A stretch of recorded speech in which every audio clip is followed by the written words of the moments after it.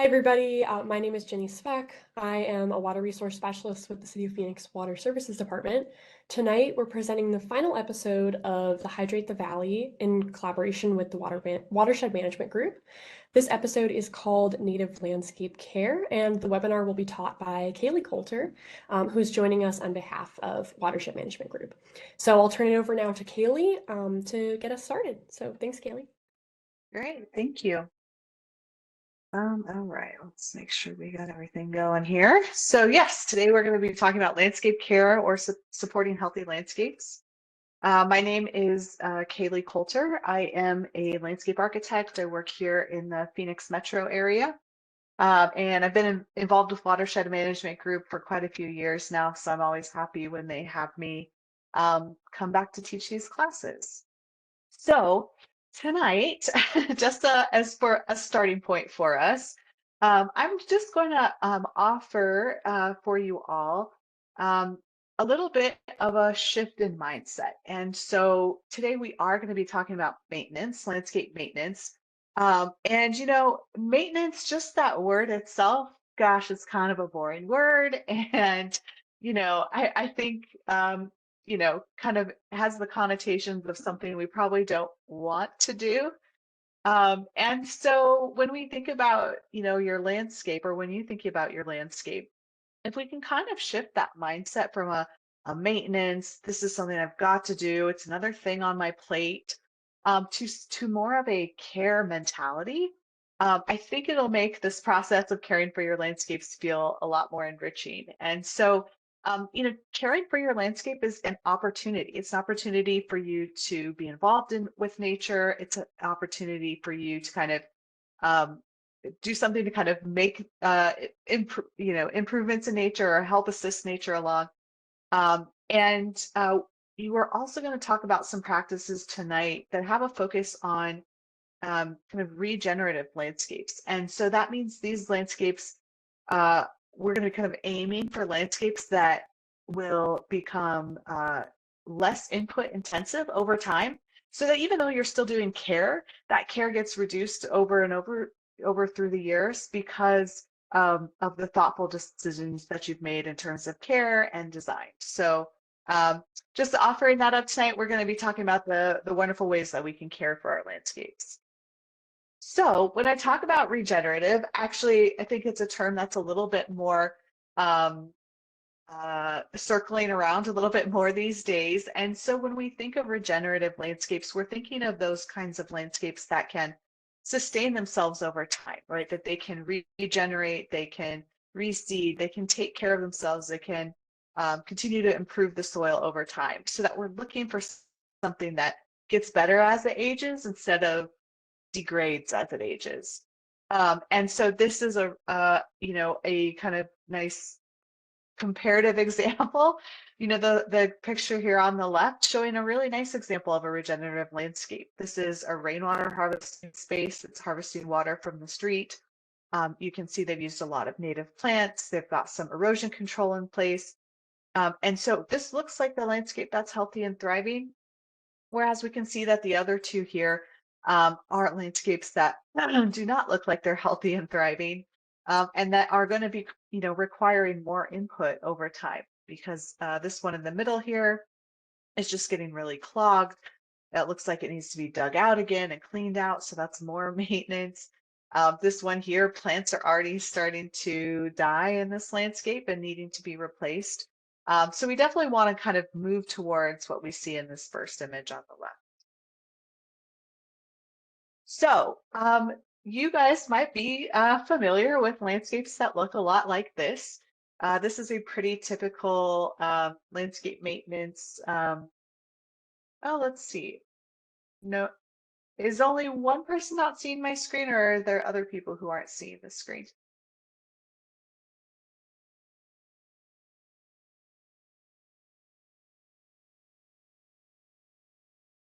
I am currently seeing the which rain garden is regenerative screen.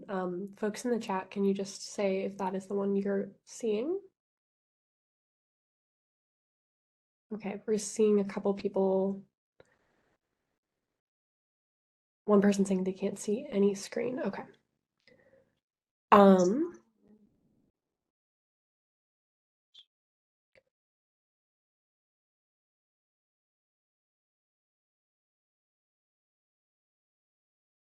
Yeah, because folks are just chatting to me. Okay, they say Okay. I can see it from my side, but Okay. and some Are you folks can see seeing it. that? Did the slide change for you, Ginny? Is Yeah, it showing a make? it says what's wrong with maintenance, and I'm seeing a couple folks that are saying they're seeing that one as well. Okay. There's a little bit of a lag for Okay. sure, I think. And if that keeps happening, I'll slow down. If it keeps happening, it gets worse, I may turn off my camera. That might help. Um, and then I think Barbara, Ginny, if you can chat with Barbara, she was having trouble where she wasn't seeing it at all. Okay. Sounds good. We'll do. Thank you. Sorry about that. That's okay. Okay, so this may be, like I said, a landscape that you guys are familiar with seeing. It's pretty common around the valley. And so I want to talk about a few things here that are not kind of in line with that philosophy of regenerative landscapes. So for one, you can see that there is just a big expanse of rock, and there is not a weed to be found. So this other picture in the corner here shows some application of herbicide that's been used to manage weeds. And so that's a practice that we're going to be talking about tonight, what to do about weeds and what practices we can use so that we are um, not negatively affecting soil health. Um, Another thing that is in this landscape is you can see a lot of pruning on these plants. So the shrubs here kind of balled into these shapes that they wouldn't naturally take. And then even this one in the picture down in the right is a desert spoon, which is a plant that doesn't require any pruning at all. So this kind of pruning that they've done to remove leaves is um, probably actually negatively affecting the health of that plant. Um, but for me, one of the main things that I see when I see a landscape like this is that it just doesn't feel like it's thriving. It doesn't feel like a landscape that is exuding life. And so we want to kind of move towards landscapes that embrace life, that embrace some of the things that happens when you have a landscape that's full of life. And so this is a great, example. There's a lot of native plants used in this landscape. There's a big native mesquite tree here, some agave, some cacti. Uh, you may also see that there's some native grasses. These are kind of annual grasses that pop up. Um, and they've left them instead of necessarily, instead of going in and cleaning them out and making sure that the ground is spotless like that previous picture. And so, one of the things that happens is that there's a little bit of a seasonality to it. In the spring, in winter, when those grasses are growing, they probably look green. But now, we're getting into the summer and fall, and so they have a change. And so, that's another part of embracing that regenerative landscape is that it's going to go through different phases and different appearances throughout the year. So we're definitely going to talk about some practices tonight that can get us headed in this direction.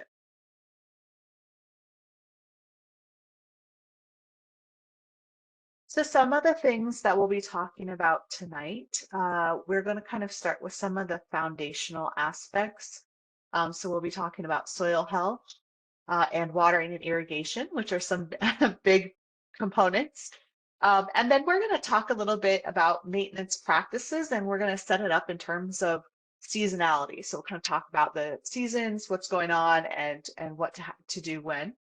And then we'll talk about some kind of specific um, practices or recommendations uh, for caring for specific plants, and then also have a discussion about weeds towards the end. All right. So the foundation of building a healthy regenerative landscape is building healthy soil.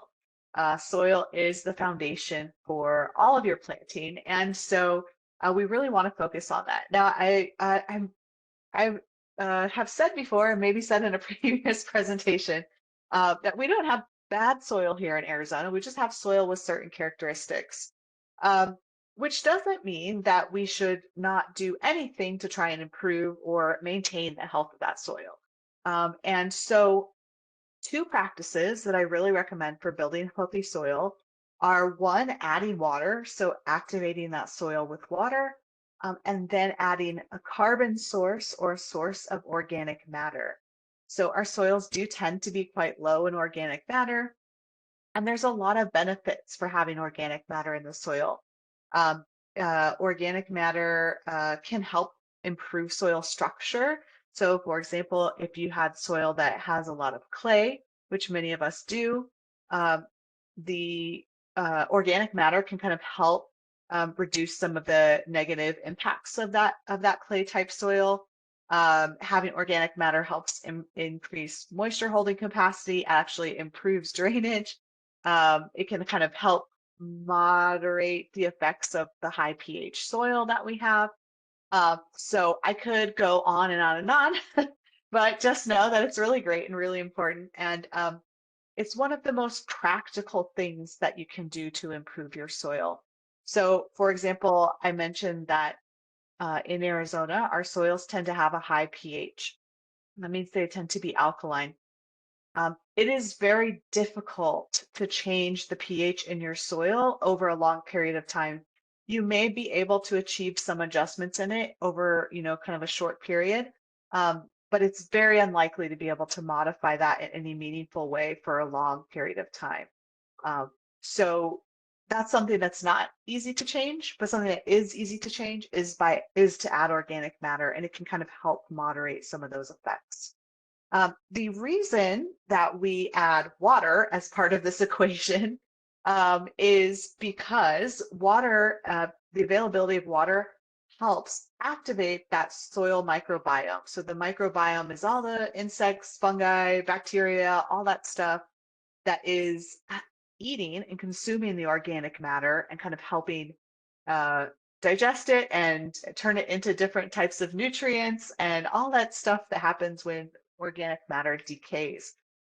And so, if any of you have attempted or tried to do any composting, you might kind of know that you might have some firsthand experience with this, because one of the things that tends to happen here is that those compost piles can dry out really quickly.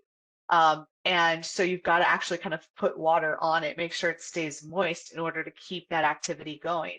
Well, it's kind of the same thing in the soil. We need to keep some moisture in the soil so that activities of the biological life that's in there can keep going and keep doing what it needs to do. So in some of the previous presentations, we've talked about rainwater harvesting. Rainwater harvesting is a great way to introduce water into the soil. And then today we'll talk about some other ways to keep water in there once it is there. But just know that this combination of water and organic material is kind of the building blocks for healthy soil. And then, just to cover, because I've said organic material a lot, and just want to make sure you guys are on the same page with me. So organic material would be kind of any, previously living, like a material. So, can be leaves from plants, could be, wood chips, could be, anything like that that's organic, biological in nature and can get broken down. All right. So I'll talk about some of the four steps, and really do try to kind of put these in succession this way. Or at least your number one strategy here is to plant the water. So before we plant plants and before we start working on the soil, we want to plant the water. We want to introduce water back into the soil. So if you can, reach back to the previous presentations and start planning those rainwater harvesting features, those are a great way to increase water in the soil. Because, for example, if you build a basin and you fill that basin with water and let that slowly percolate in, it's a great source of water, because in that basin there, it's going to evenly soak in and distribute, water in that large soil area. So that's a really great way to provide moisture to the soil that'll be available and useful for all kinds of plants. The second step is to protect the soil you do have, right? So we want to keep and hold on to that.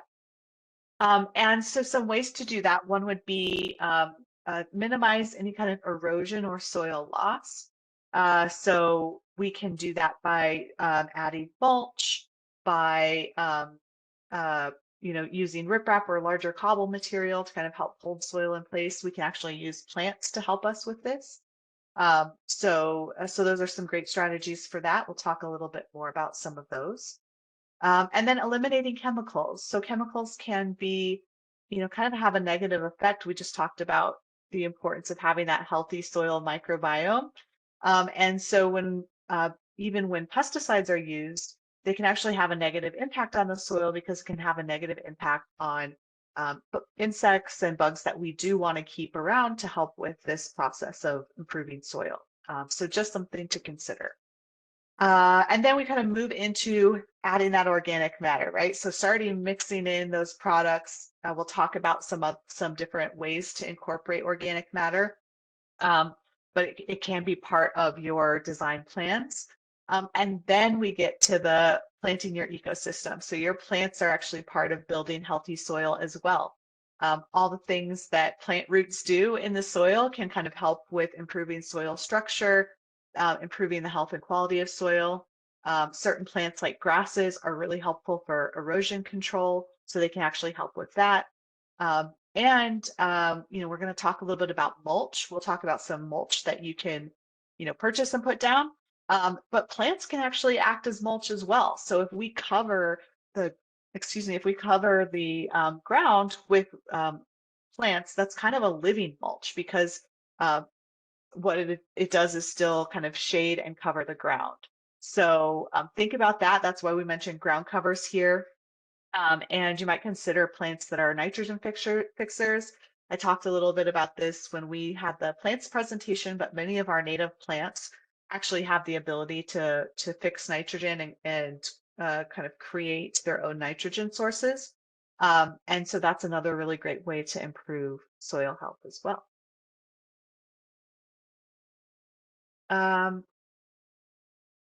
Before we get going too far, I've mentioned mulch several times, and I just want to go over that term really quickly. So, because this term gets used a lot in a lot of different ways. So really mulch is any type of material that gets put over bare soil. So it could be a lot of different materials. And so the term mulch isn't specific to one material. It can be applied to many different things. Typically, we will see here in Arizona, we will see rock mulch. Rock mulch is often required for dust control. It's the main dust control strategy here in Arizona. That is part of protecting soils and reducing erosion or loss of soil, in the air. That's soil loss.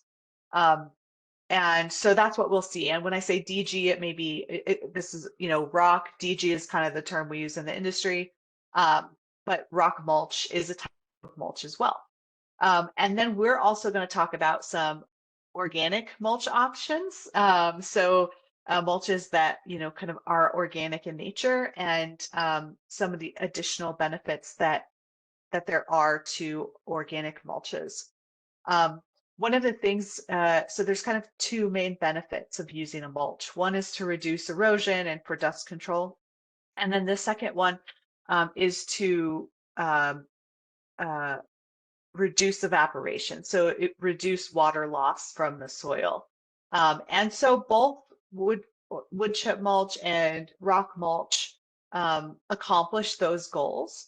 But with rock mulch, there's not as many additional benefits on top of that. So with wood chip mulch, we get the additional benefit of that wood chip material or whatever the organic material is getting broken down and providing nutrients to the soil, of improving soil texture. Of actually holding on to water itself. So I like to advocate for it because there's a time and place for each. But there's some extra benefits that you get from choosing an organic mulch. So just a couple examples to show how they're incorporating these topics. So first on this site, they're bringing water into this site actually from the street. So there's no curb here. So water's just running off the street and kind of running along the street here. And they've got a couple of little just small swales. You can kind of see a little bit here are cutting across the landscape and bringing that water to their plants. So they're they're bringing that water in. I'm guessing there's a couple more upstream of this, and that's why this water is coming down this way. To stabilize the soils, they're using a rock mulch here. So they actually did select a rock mulch. And there's probably the reason for this is because water's coming off the street. It's likely it could come off with a lot of velocity. And they're also moving that water through swales. And so sometimes a rock mulch, if there's a lot of movement in the water or potential for that, rock mulch can be a better choice because it's not as likely to kind of float away or be washed away. And so, yeah, if you have a place where that's the case, rock mulch might be the better choice. Um, now they haven't, like I said, so they haven't incorporated a wood chip mulch here, but they are doing a lot of practices to allow organic matter that's falling from the leaves from the trees or debris from the plants to fall and stay in place. I can see like a little bit of evidence of it here, but this is actually the WMG headquarters down in Tucson, so I know that they are doing it. So they're still able to kind of capture the benefits of organic material.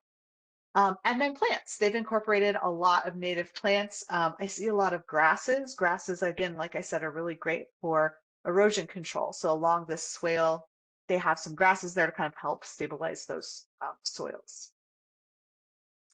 Okay, so here's another example. This is a rainwater harvesting basin, this large basin here. There's actually a pop-up, you can barely see it in the corner over there. And so when their rainwater harvesting tank overflows, it overflows into this basin.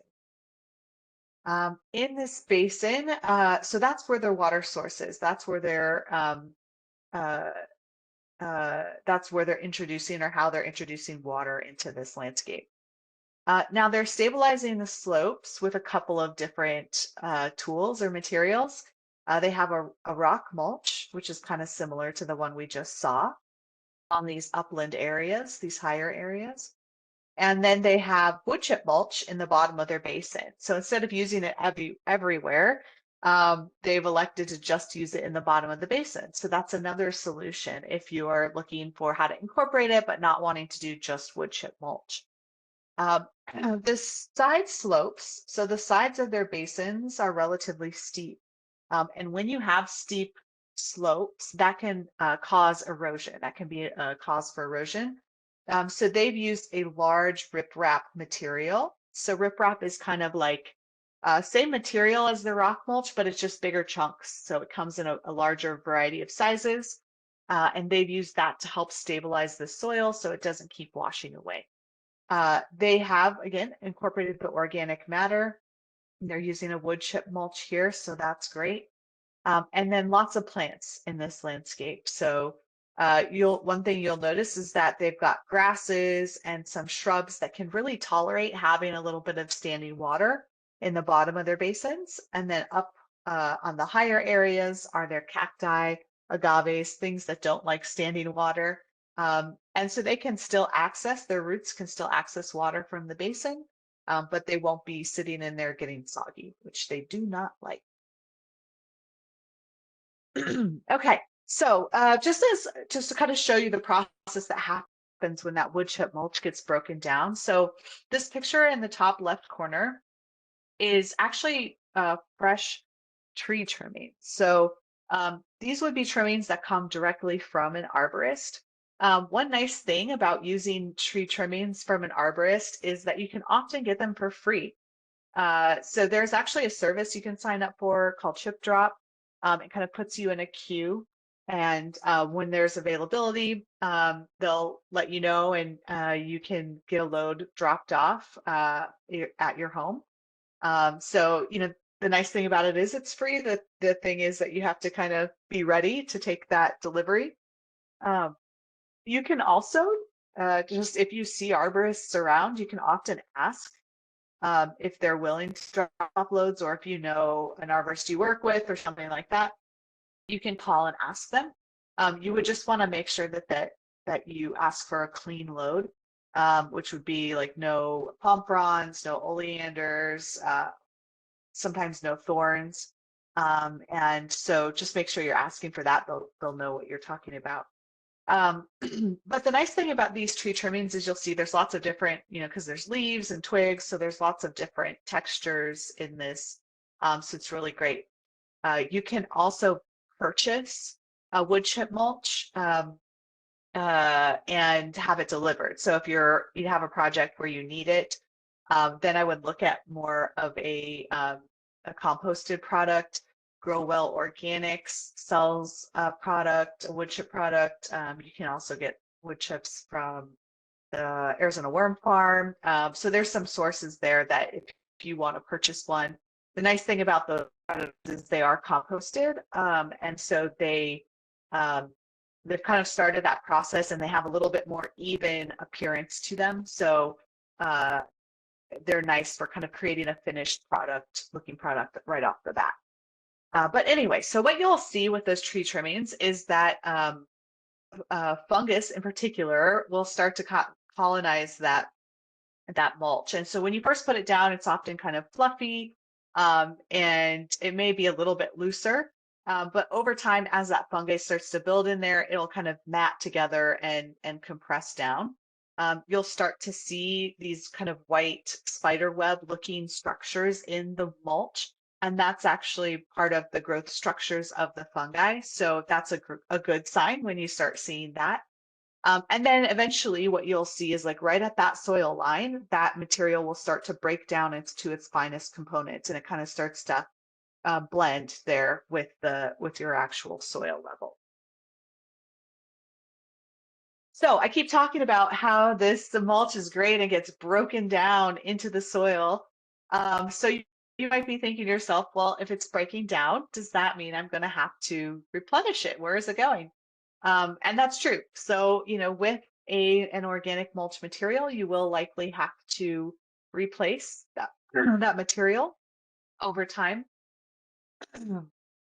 Excuse me. Now, that might happen maybe once a year, maybe every 2 years. It kind of depends on the site and the characteristics and what you're going for. But the great thing about replacing mulch is that it's much easier to shovel wheelbarrows full of mulch in your yard than it is to shovel rock.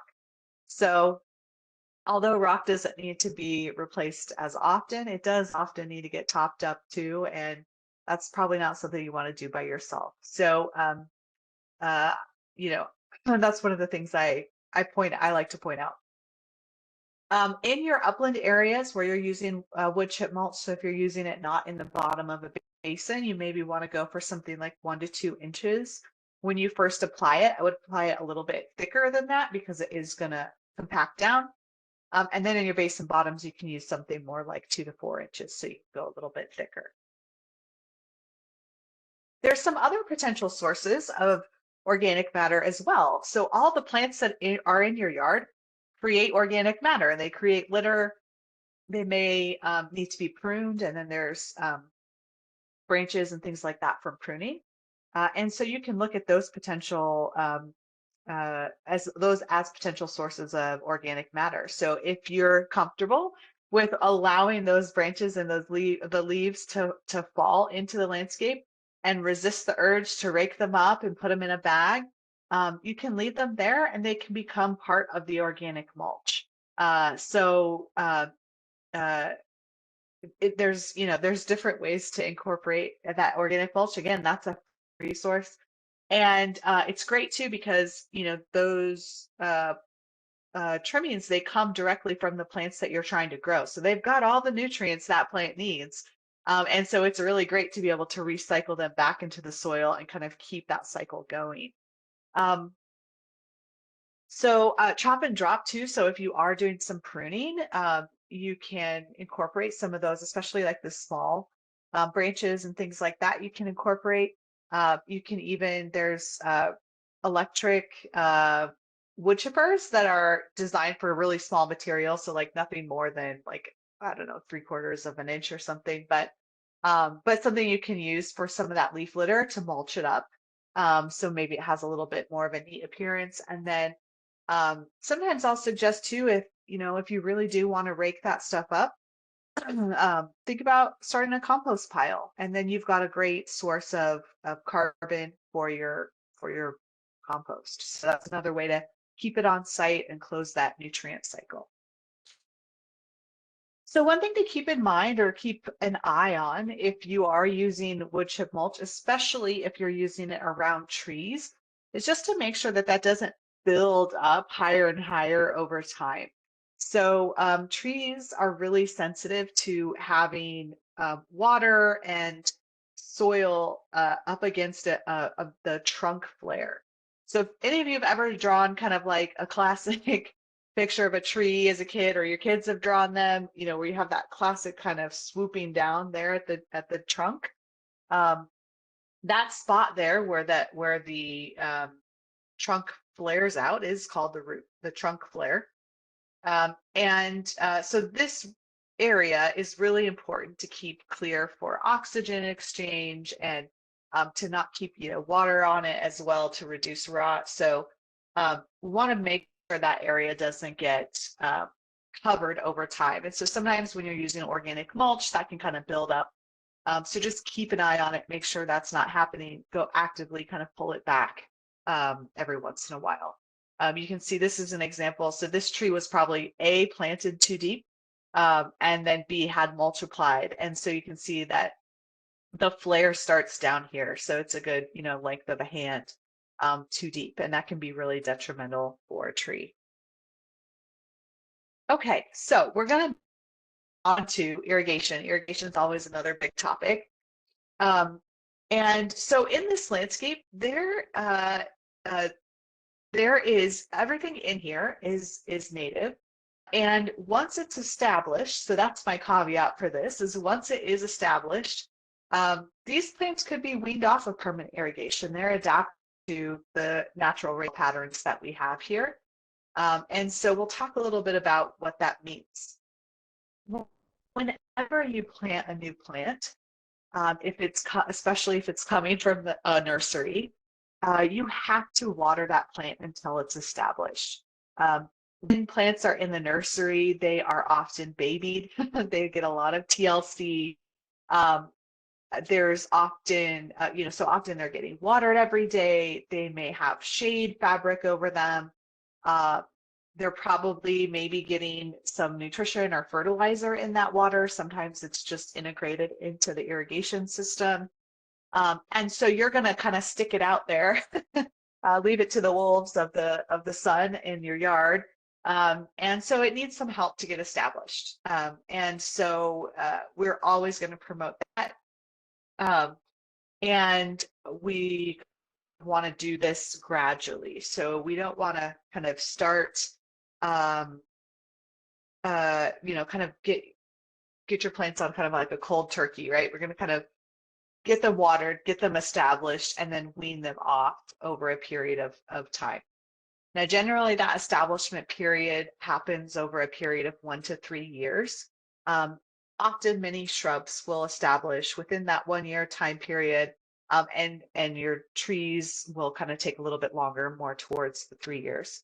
But it does depend on what time of, yeah. I'm so sorry.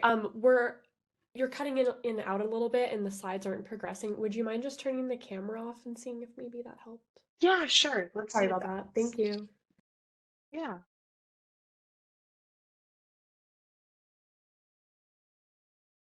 Okay. Let's see if that helps a little bit. All right. So what I was saying is the establishment needs to happen over a period of 1 to 3 years. And it depends on the season, the time of year you plant.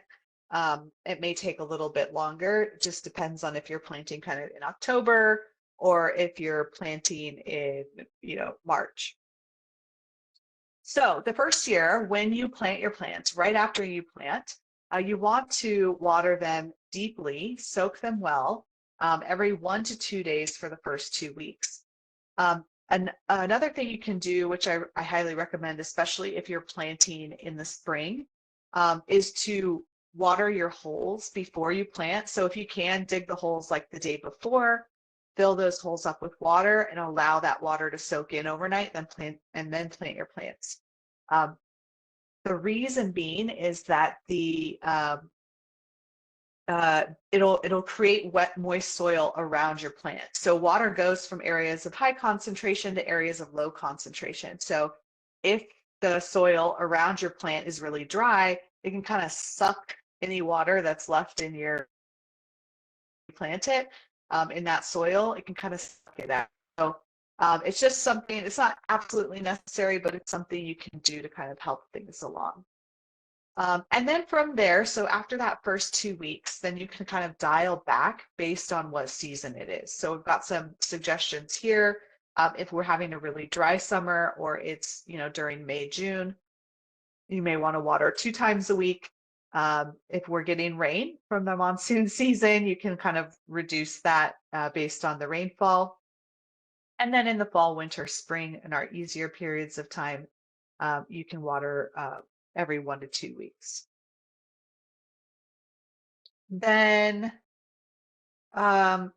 so year 2, after you see some signs of establishment, you can start weaning back a little bit. So just reduce, from what you were watering in that first year. Now, I sometimes will prefer to water with this increased schedule just through the second year, just because the summer is just a really hard time. So if you want to kind of do that little extra bit in that first and second year in the summer, especially, I kind of prefer doing that. Now, one thing you don't want to do is go into a reduced watering schedule or attempt any kind of weaning as you're going into the summer. So whenever you're going to start reducing the water that you're putting down, you'll want to start that process. Best time would be kind of in the fall because the plants are going to go into an easier time of year as opposed to starting that in, say, March. March is kind of a less than ideal time to start weaning. And if you get to March, I would just keep your watering the way it is the rest of the summer. And then the third year, you can look at watering only when there are periods of drought. So, like I was saying, those native plants are really well adapted, but we're also seeing lots of changes in our climate, right? We're not getting the monsoon rains that we have seen in the past. So there may be times where a little bit of supplemental water will be reasonable and useful and kind of help your plants along. So how should you water? I always highly recommend having some kind of automated irrigation system available to you. It's the most foolproof solution, but it does tend to be an expensive solution. So I am by no means saying that you have to go out and buy an expensive irrigation system, but I do encourage you to think through how you're going to water these plants before you plant them, because you also don't want to spend money on the plants and then suffer a lot of losses. So it is entirely possible to water by hand. Lots of people do it, but you just kind of have to know yourself and know if you can stay on that schedule and make sure you're getting them water when they need it. I've got a couple of, these are some more low tech or lower tech examples here. So this picture on the left is actually hooked up to a rainwater harvesting tank. And then they've just installed a Y here. So they have one that's just assigned to a regular hose. But on the other one here, they have a hose bib timer. So there's a lot of different varieties of these. You can get them at box stores or hardware stores. And so they connect right to a hose bib. And some of them are timer, some of them are battery operated. But either way, it means you don't have to run electrical wire to it, and you can just hook your drip irrigation system right up to that. So those are a really affordable way, especially if you're going to be temporary watering. They tend not to last that long in Arizona. They don't stand up to the heat. So if you're planning on, weaning them off anyway, that might be a good solution. This one on the right here is a really low-tech way of doing it. So they've just used 5-gallon buckets, drilled some small holes, fill the bucket, let it drain, and then back up. So, you'd have to be somewhere where it's okay having buckets in your front yard for a little while, but that's an option.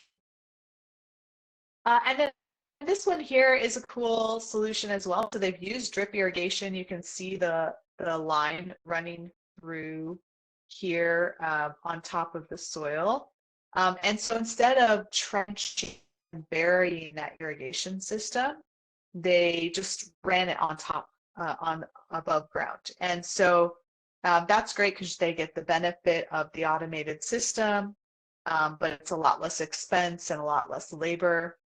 Uh, I would be cautious doing something like this if you live in an area where there's a lot of wildlife, bunnies, especially things like that. They tend to chew on irrigation and can, just be puncturing holes in it all the time. Although I suppose you could also argue that since it's above ground, when they chew on it, you'll at least see where the hole is. So, and then it's easy to repair. So, just another option, but a nice temporary solution. And then where do we want to water those trees? Where are we going to put those irrigation emitters or put those buckets that we're putting down? So we always want to water to the edge of that plant canopy.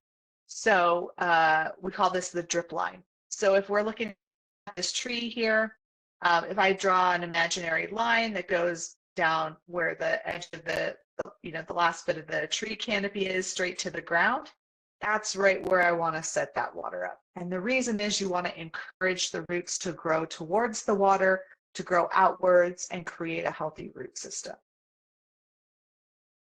And so one of the things that I want you to think about, because the idea situation when you're irrigating is to create a nice, really healthy root system. And so that's why we want to go for long waterings. If you're using drip irrigation, you should be running for longer periods of time because they have a very slow output. And so actually what you want to do is figure out how long it takes plants. The Arizona Municipal Water User Association has a really great handout. I think it's called Land Watering by the Numbers, but it's something like that. And they have some guidance. So size of your plant and the type of your plant, they'll tell you how you should water it. So inches might be 24 inches. So your job is to figure out how system to water your soil that deep. So you're going to go home and this a little bit, maybe just run it the way you have it now. And you're going to use a soil probe. You can get a soil probe from, you can use just a stick of rebar, but you're going to water and then you're going to stick that in the soil and see where you can get that probe to go. And that'll tell you how deep the water is going. And so you want to keep playing around with that until you find whatever frequency it takes to get the appropriate depth. And once you find that, that's how long you water for. So you shouldn't be changing that number. You're always going to water for the same length of time. But when you start weeding, what you'll do is change how frequently you do that watering. And the reason for this is we always want to be watering that full depth of the root system. And if you change the frequency and you're running a shorter amount of time, it's not going to soak the water in as deep and you're going to get more shallow roots. So again, just find the right duration, keep that the same, and then all you have to do is change how frequently you run your irrigation. Okay, so this is a good, I think, stopping point here, pause point. Jenny, if you have any questions that are coming in, I can answer a few of those now. Yeah, at this time, I'm not seeing anything in the Q&A, but if anyone does have a question, if you see those 3 little dots at the bottom right, just feel free to pop your question into the Q&A or into the chat as well, and then we can, Kaylee can hopefully answer that question for us. There was quite a bit of lag there at the end. We were stuck from what I could see on the debt. I think it was like on the 1 to 3 year watering for quite a few slides. Um, so sorry about that, everybody. Really appreciate your patience with the lagging. Yeah. Okay. Yeah, I apologize and let me know because I can't see it. Um, Okay, sounds good. I will definitely do that for the second half.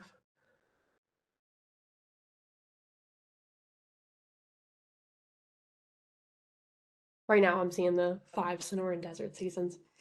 okay, Any great. any questions from anybody? I was just looking through the chat too.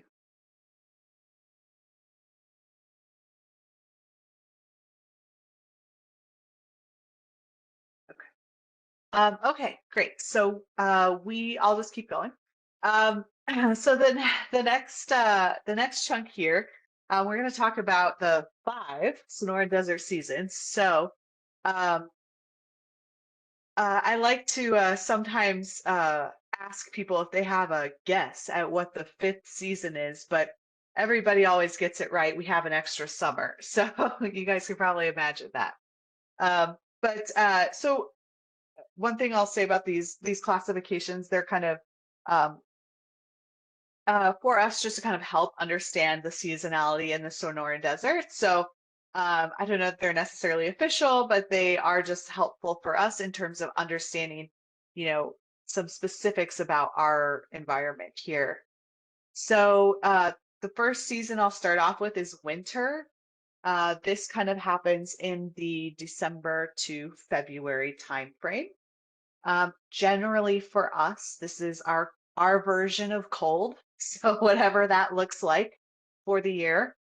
So our cold season. But in the Sonoran Desert, we actually have two rainy seasons during the year.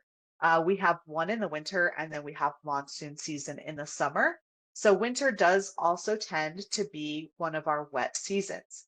Um, the nice thing about the storms that we get in the winter is that they tend to be longer, slower, gentler storms, so gentler rainfall. And that's really great for us because those types of rainstorms allow water to soak in, to infiltrate, and for us to kind of make use of that water. So we really, really rely on our winter rains for catching and storing a lot of water. Um, Weather tends to be kind of calm, and so plants will also, entering a dormant period. So there's maybe not necessarily a lot going on in the landscape, not a lot of change happening.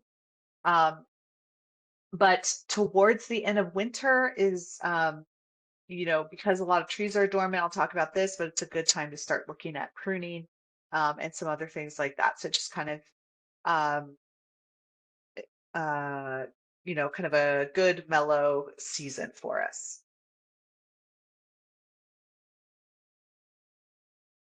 Okay. So then we move into the next season, the springtime. So March and April timeframe. And so this is, like most other places who are experiencing spring, we start to see things blooming, things are coming or out of dormancy. The weather starts to warm up, and there's a lot more activity. This is the time frame when we'll see most of our wildflowers blooming if we have had a really wet winter.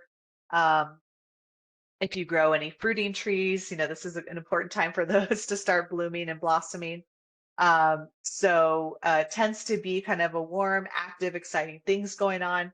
Um, can sometimes have a little lag in the rainstorms happening this time of year, but otherwise kind of starts to dry out from the winter. And then we move into our first summer. So dry summer. We're really looking at the months of May and June. So kind of historically, these 2 months tend to be kind of like uh, uh, copies. The days are just kind of really similar, hot, clear, and dry.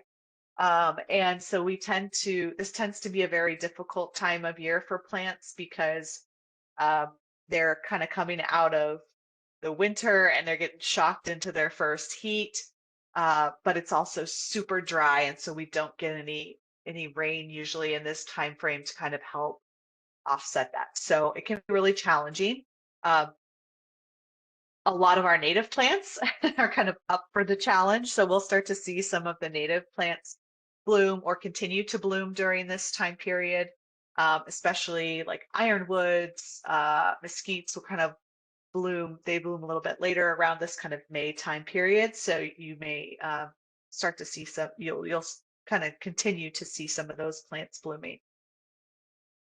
And then we move into our second summer, which is monsoon summer. So this kind of starts to kick in July, can run through mid-September. Um, you know, I think especially now we're at kind of at the tail end of our monsoon season, this is an exciting time because we are not quite sure what's going to happen. And sometimes it's great, and sometimes it's kind of uh, not as much water and rain and excitement as we're hoping for. But it is still a hot time of year. We start to get a little humid sometimes. It's wet. Some of our native plants and some plants that really do well during the summer will get a little boost, right? We might see them flower again or something like that because of the extra rain, because they're so responsive to the rain. So they kind of, kick it into gear when we do get monsoon rains. So yeah, it can be an exciting time. But the difference between those monsoon storms that we get in the summer and the storms we get in the winter is that these are high velocity, quick, uh, lots of moisture storm events. And so we tend to get a lot more runoff, which means we get less water soaking into the ground and more water kind of running off. And so that's why we really want to build those rainwater harvesting features to allow that water to slow down and sink into the landscape.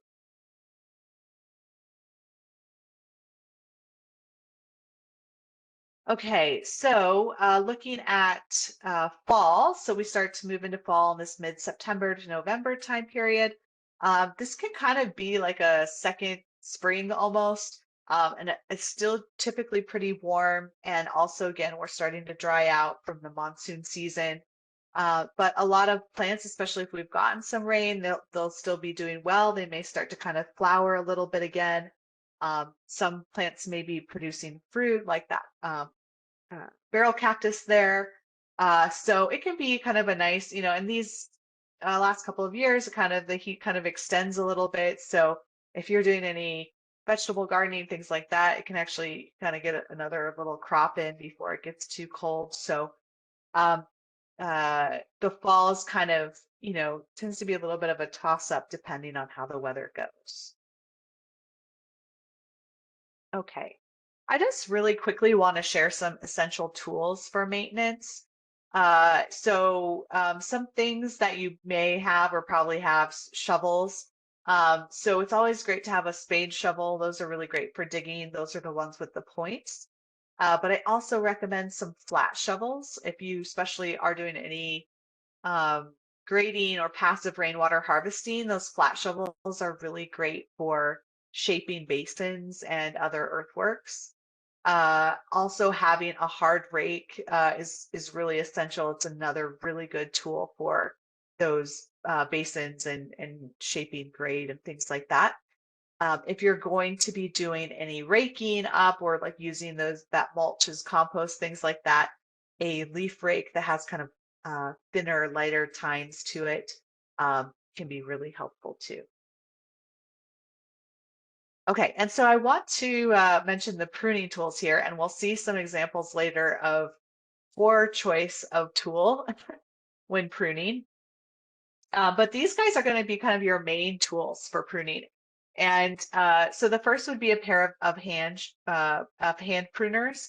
Now, all of these are kind of geared towards different diameter size branches. So, you're cutting the smaller things with your hand pruners, and up you go till you get to the saw.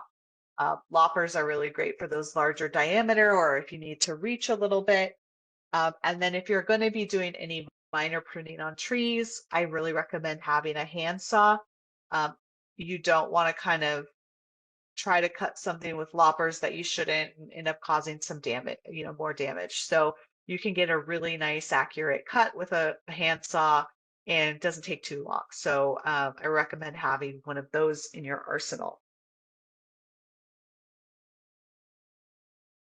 Some tools that can be helpful for weeding. So this we call the hula hoe or stirrup hoe.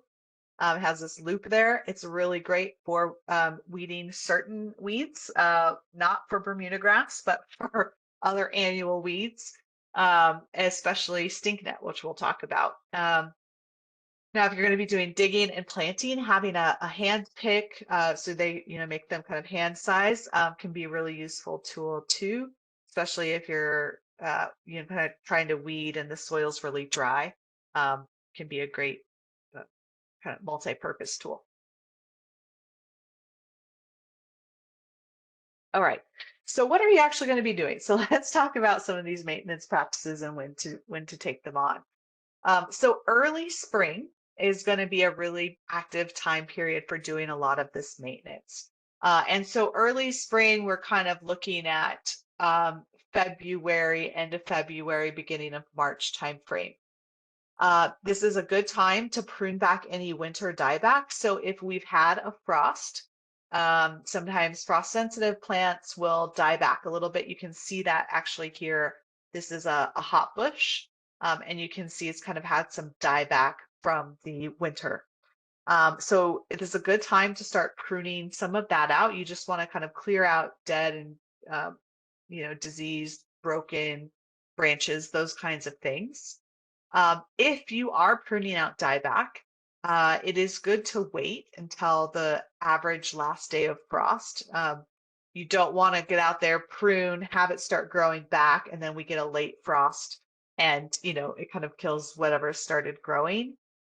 So a good time frame to reference is kind of around Valentine's Day. So Valentine's Day or later is a good time to start pruning those plants. And then your other trees and shrubs that, if they require pruning, this is a good time to do that pruning. So for most cacti, agaves, things like that, you don't have any pruning to do at all. For your shrubs, there are certain shrubs that will require or do better when they do get pruned once a year. So it's not something you need to do, every month throughout the year, as long as we've got right plant in the right place and it's not causing some kind of physical, conflict. Then horticulturally, for the health of the plant, all that extra pruning isn't really necessary. So so this is a good time of year to do your kind of once a year prune on those plants to reshape them or encourage them to kind of grow back nice and healthy. It's also a good time for pruning most trees. So you kind of want to get at those trees when they're dormant. So you might even start looking at your trees a little bit earlier than February, as long as they're not frost sensitive varieties, and just get some of that pruning done before they push out new growth for the next year. All right. So when you're pruning those shrubs, I encourage you to say no to hedging. So these shapes that we see, I think one thing that most of us might agree on is that the shape is very kind of unnatural, and it'd be really great to see these plants exhibit their natural form, what they would look like in nature. I think there's so much more interest there. But the other thing is that we actually, it's actually kind of bad for the long-term health of your plants to regularly do this practice. Every time you prune a plant, you're causing stress to that plant, and so it's going to respond by trying to regrow. It's going to use extra water. It's going to put all this energy towards that. Then you do it again, and like the cycle continues. So you can actually increase the amount of water your plants are using by over pruning them. So it is okay to just, dial that back. The other thing is, for this plant in particular, this is a Texas sage, and this is a plant that forms the blooms on new wood, meaning that the buds pop out on the new growth. And so if you constantly come in and prune that new growth off, you're also pruning off all the potential flowers as well. So then you don't even get that, extra that, that benefit of the plant. Um, so yeah, so there's just a lot of kind of potential negative consequences for that. And so if you can avoid it, that would be my recommendation. Some other plants to care for at this time of year would be native grasses. Native grasses need a once a year pruning in the early spring. And you can do this by doing kind of a ponytail trim. So you bunch up the grass and then trim off the top, maybe 1 or 2 inches of green you want to trim off. Um, I like to say you're kind of acting like a cow, right? You're when cows graze on that grass, it encourages new grass to grow. And so that's kind of what um, you're mimicking there. So, channel your inner cow and trim those grasses in the late winter, early spring. So as we shift into the spring and then summer and fall, there's definitely a lot less activity and a lot less for you to do. So if you've got wildflowers, one thing you can do is do some deadheading. So sometimes deadheading will kind of encourage some more flowers to grow. So this is where you go in and physically cut or remove flowers that have already bloomed. Um, so this is something you can do. Or if you are interested in propagating and continuing to have your wildflowers come the next year, you can let them go to seed, and collect some of the seed and kind of help, spread it and distribute it or collect it and use it another way.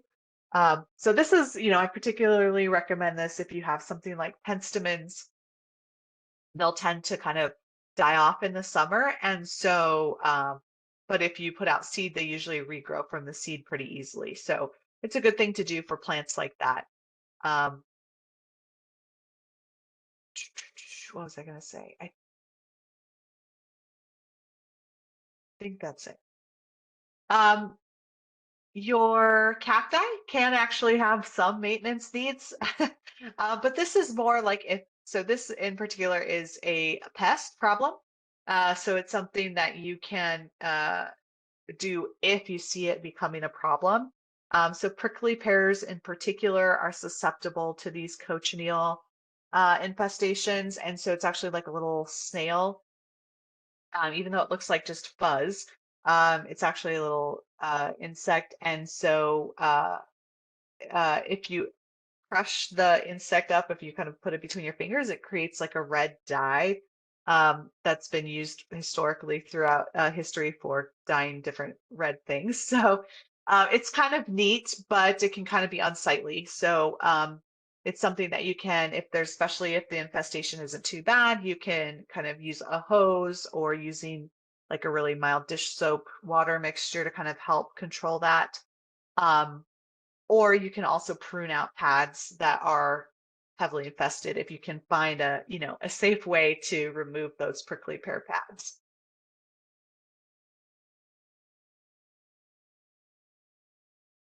Okay. So I want to get into some specifics of some of the things that you might be doing in some of these maintenance practices.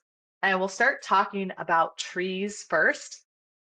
So I will say that the one thing I like to advocate for is consider hiring an arborist to help you care for your trees.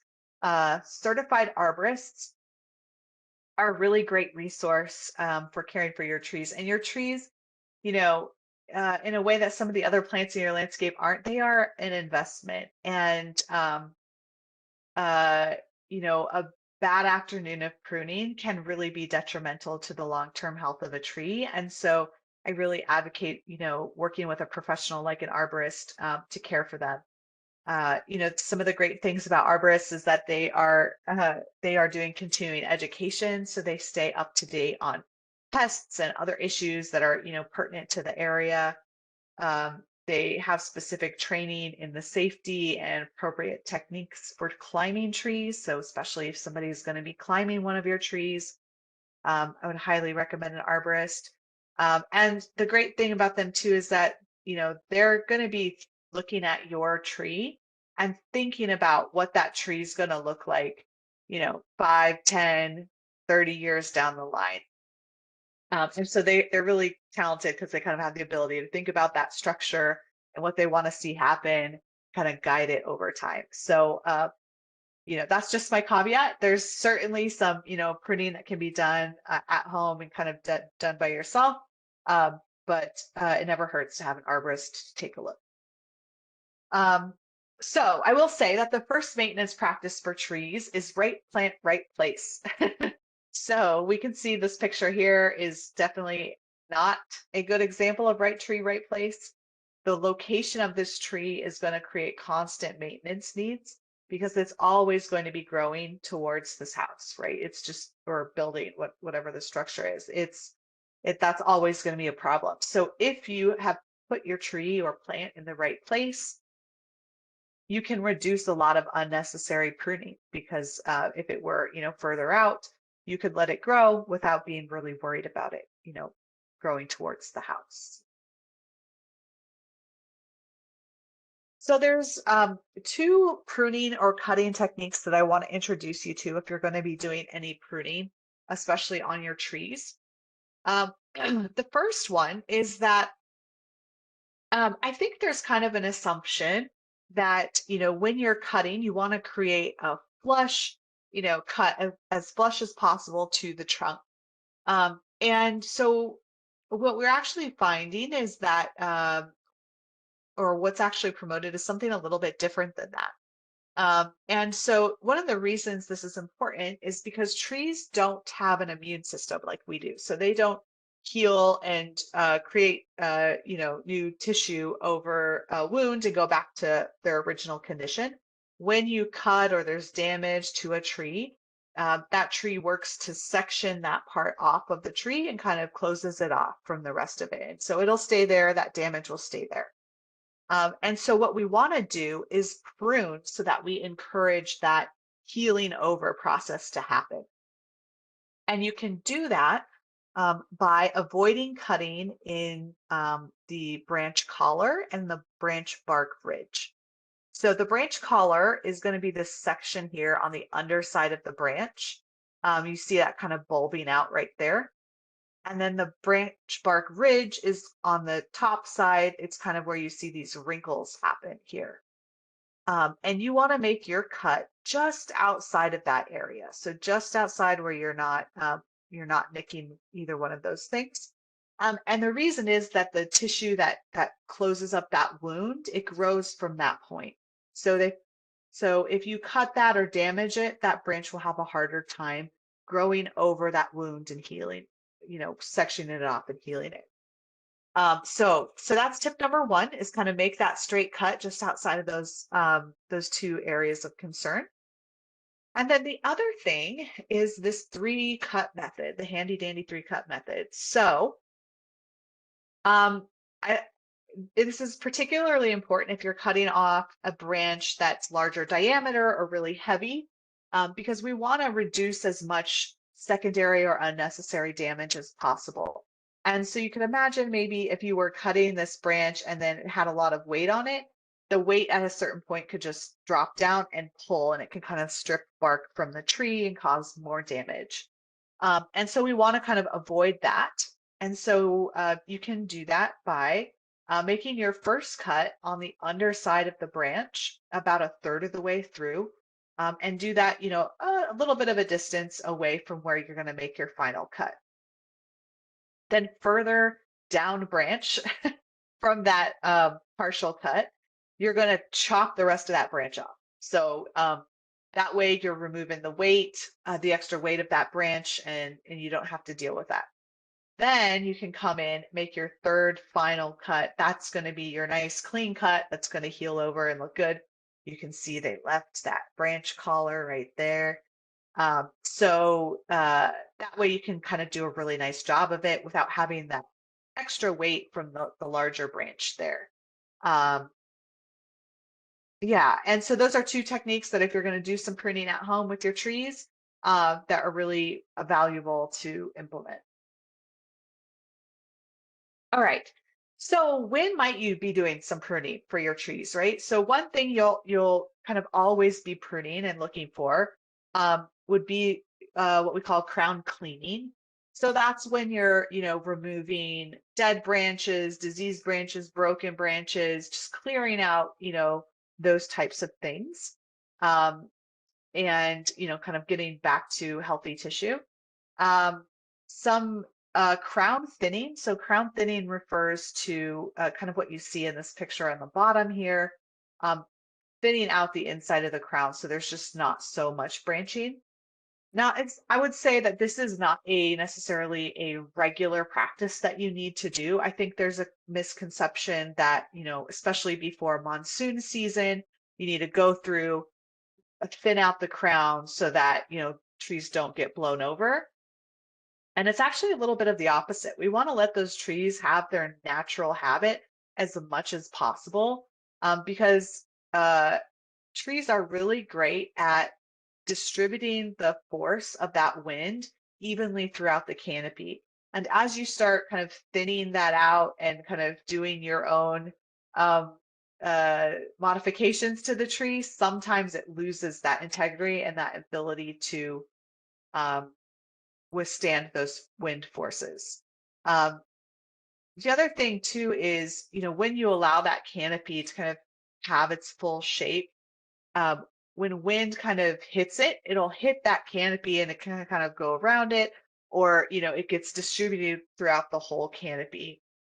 When there's spaces in the canopy, wind can go right through, and instead of kind of distributing that force equally amongst the whole tree, it'll kind of catch the branches, and that's when you do get problems with knocking over. So I would say I like to have crown thinning here because it may be something that's necessary from time to time, but it's not necessarily something that needs you should be doing regularly every year with your trees.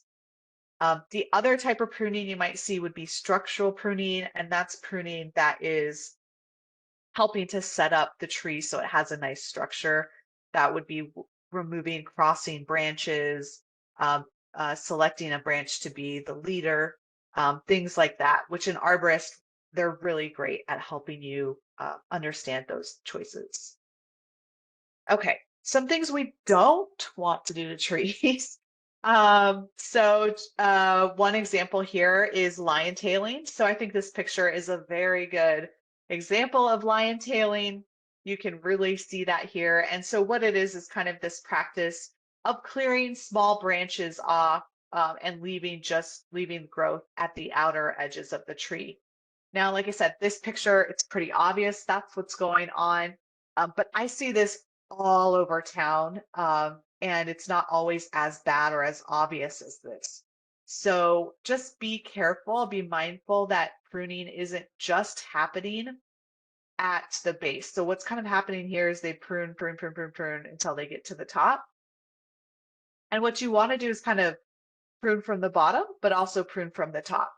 Because if you are only pruning down here, if you only pruned close to the trunk, you're going to encourage the growth to continue out this way, and it's going to just create more weight at at the tips of your canopy, versus doing some cuts that cut at the bottom and some cuts that shorten, the length out here. That's how you encourage growth more evenly throughout the tree. Another practice that can be really detrimental to your trees is what we call topping. So that would be just cutting the branches off at the top, just whatever point you select, but at the top of the branch. This just trees do not heal well from these types of wounds. It affects the structure and it creates the opportunity for bugs and disease to get into the tree. So it's really not an ideal practice. You may need to do some remedial or restorative pruning. So sometimes that damage happens all on its own. Branches will fall off or rip or tear. And so when that does happen, it's okay to go in there, clean those up. So like this, cut happened in a not ideal place. So you could go in and just cut it back, make as nice of a cut of it as you can, and go from there. Okay, some other examples of not so great pruning. So this one I show, this is an example of kind of using the wrong tool. It looks like to me that they were maybe using some hedging tool, and instead of changing it, they just used that to prune off all these small branches here. And you can see a lot of tearing and ripping on the trunk. And, that's just going to create more damage, more opportunity for insects and pests to get in the tree, more for that tree to heal from. So, really take the time, get the right tool out, make the right cuts, and you'll have a healthier tree in the long term. The other thing you can see here too, in this canopy, they are doing a bit of line tailing. This tree might also be example of, maybe not the right place for this one. But you can see because they're trying to make sure there's pathway here, they've pruned up the canopy kind of just to the top here. And so there's, some risk created there. Okay. So another job that is not ideal for the health of this tree. And so this one's a good one to show you because when I was talking about, that branch collar and how to create that cut so we get a nice heel on the cut, this is the kind of the opposite of what you want to do. So you can see they've just cut that branch in the middle wherever it happened. There was some dieback there from it. But you can see this wound hasn't healed. It hasn't grown over. It's not sealed. And so every time you have something like that, that's an opportunity for bugs, insects, vector, other diseases to get into the plant. So you can clean this up, right? You could come in here and then just cut that branch, at the appropriate spot, and then let that heal over. So that's, what you'd like to, what I would recommend doing if you're trying to do um, some pruning with your trees. The other thing here that I would recommend is, so sometimes we do make cuts that are we call heading back cuts. And so that would be a cut that does happen, say it was going to happen on this branch here, and you would cut that across, and it's not going to heal over properly, but sometimes there's reasons that you want to do that. Um, but when you do it, you want to do it as close to a branch as possible. So on these ones that like this one here, there's no adjacent branch. They just kind of cut it in the middle. And so there's nothing that's gonna so trees and other plants, they have something called apical dominance. And so it's a fancy term, but kind of what it means is um, one point of growth will dominate other points of growth. If you cut that, then it finds the next closest point and that becomes the dominant one. So when you cut like this and there's no, kind of branch next to it that can kind of take over the growth, sometimes you'll experience some dieback and this, tree won't be as healthy. Whereas if I were to say, take this branch um, and cut it so that a secondary branch could grow, then it would, encourage the new growth to happen where you want it. So that's kind of one of the fun things about fruiting is that there's a little bit of artistry to it, so that you can, um, kind of craft the tree and kind of see how it's going to grow and make some choices based on that. Okay, so we're going to wrap up by talking about weeds. Weeds can be a little bit of a divisive topic because there's a little bit of wiggle room in how we define weeds and what weeds are a problem and which ones aren't. So, sometimes a weed, it can be just as simple as a plant growing somewhere that you don't want it to be growing. And that might be a native plant, but it might just kind of grow out of control. And so some of those are choices you'll have to make as you're maintaining your landscapes. But there are some weeds that, are clear noxious weeds that we do want to remove and I would recommend removing when you can. So the Department of Agriculture has a noxious weed list for the state. And so you can identify weeds that are on that that are of concern and worth removing. Um, but we kind of see, some of the like regular offenders. Usually, there's some typical weeds that you'll see. This first one here, cheeseweed, is very common. London rocket is very common. And so you'll often see these as annuals. They don't persist throughout the year, but they'll kind of either come up in the spring or the fall. And then, these types of weeds that are kind of these annuals are usually very easy to remove or easier to remove. Um, we'll talk about some of the other more perennial or grass type weeds that can be a lot more difficult. So some other ones, and one that is of particular concern right now. So when I started doing this presentation, um, it was a concern, but kind of not as prominent as it is now. But stink net, so this one here on the left is sometimes called globe chamomile. It is a weed that is increasingly taking over in the Southwest, and in Arizona. It is now taking a pretty big foothold. Um, this weed is very common to see in disturbed urban areas. So, think vacant lots, things like that. But it is also moving its way in to some of our natural spaces as well, and causing some issues with competition with other native species. So yes, this one readily propagates, and if you see it, you want to pull it as soon as possible. Ideally, you want to pull it before it produces seeds. So just to be on the safe side, you want to try and pull it before it even makes these little flowers. Um, it is pretty easy to ID if you see the flowers, but the foliage actually looks like a kind of like carrot tops. So that's another way to ID it. It also has a very distinct smell.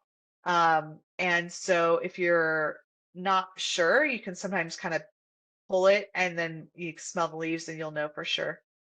Um, some people do seem to have kind of an allergic response to it. So if you haven't dealt with it before, it could be a good idea to use gloves and just handle it carefully.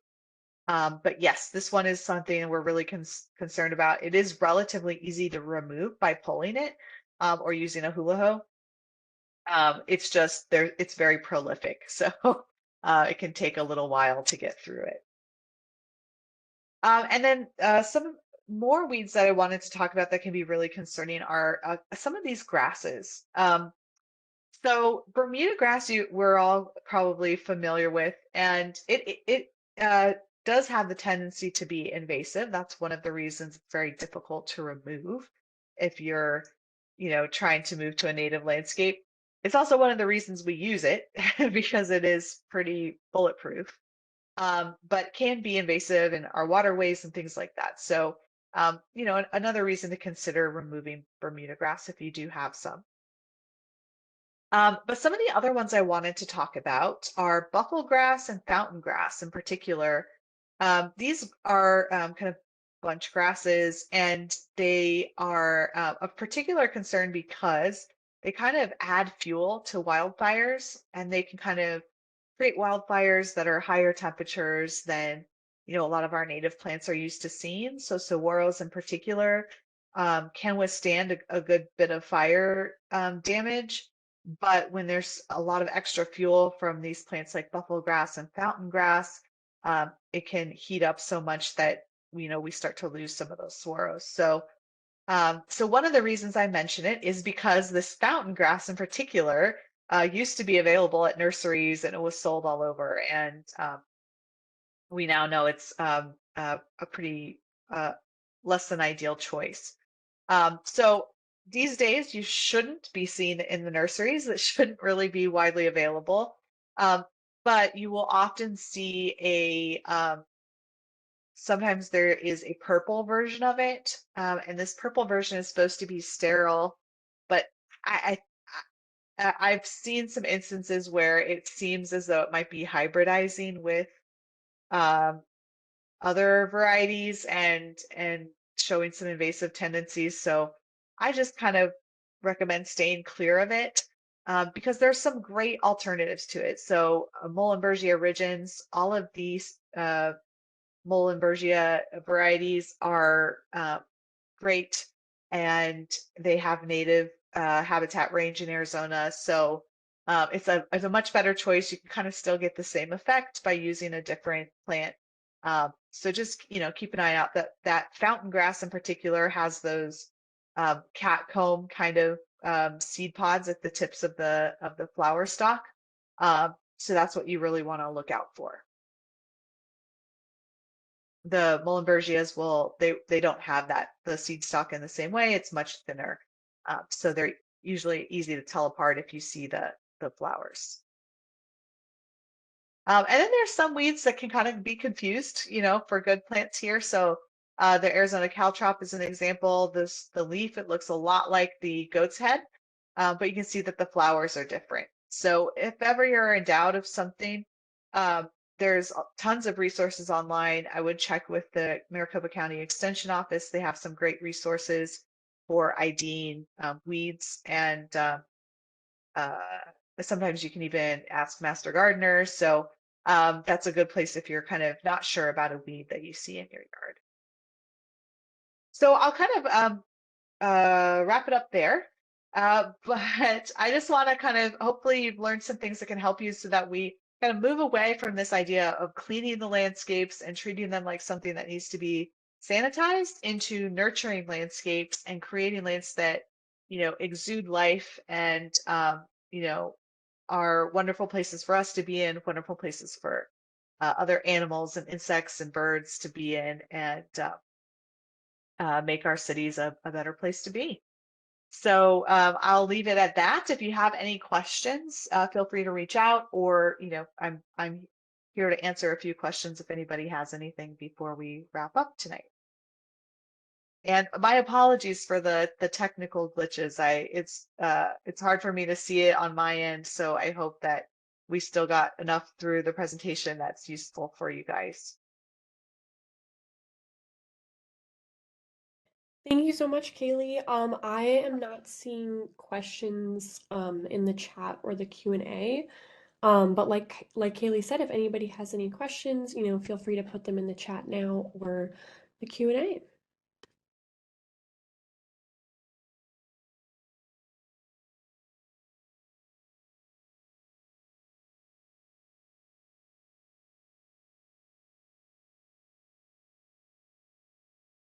Oh, I'm just sliding through here. Let me see. Okay, so Jenny put in a link for the Water Use It Wisely, that landscape watering guide that I mentioned. So that is a really great guide for helping you set up your irrigation timers. So there's a little bit of math involved, but it's not too complicated. So I highly recommend using that as a resource. Yeah, Let's see. we have a lot of resources in Phoenix, and then also like that you guys can order for free, or if you're in a different city in the surrounding area as well, you can probably order it from your local water conservation office. So make sure to check out your local city's website wherever you're located. And like I said in the chat earlier, we do have incentives as well, especially for those smart irrigation controllers. So check those out too. Yeah, one of the great things about the smart irrigation controllers too is the ability to control it from your computer or from an app on your phone. It makes it a lot easier to make adjustments. And sometimes those timers are just not very intuitive. So sometimes I find the interface on the smart controllers when you're using the app is a little bit more intuitive. So Yeah, absolutely. We do have one question from Dana. So just looking through this question, Dana asks, I've read that overwatering Palo Verde can make them grow faster, which makes them more likely to break. Is that a concern for other native trees like mesquite and ironwood? yeah, great question. So yes, most native plants, one of their adaptive strategies to surviving in the desert is that when water is available, they use it and use it quickly. So if you are putting out a lot of water through an irrigation system, it can cause a lot faster growth, a lot quicker growth. And sometimes that growth tends to be a little bit weaker. The wood is a little bit less resilient. And so yes, that can be a concern. Um, I would say particularly for palo verdes and mesquites, and maybe even mesquites more than palo verdes. Um, One way you can kind of think about it, so for example, it tends to be less of a problem with ironwoods. And that's also because ironwoods naturally grow much slower. And naturally, actually, their wood is more dense because of that. That's where the ironwood comes from. So I would just one way you could kind of a rule of thumb you could kind of think of is trees that kind of naturally grow fast will be susceptible to that. The ones that naturally grow slower, it will be less of a problem.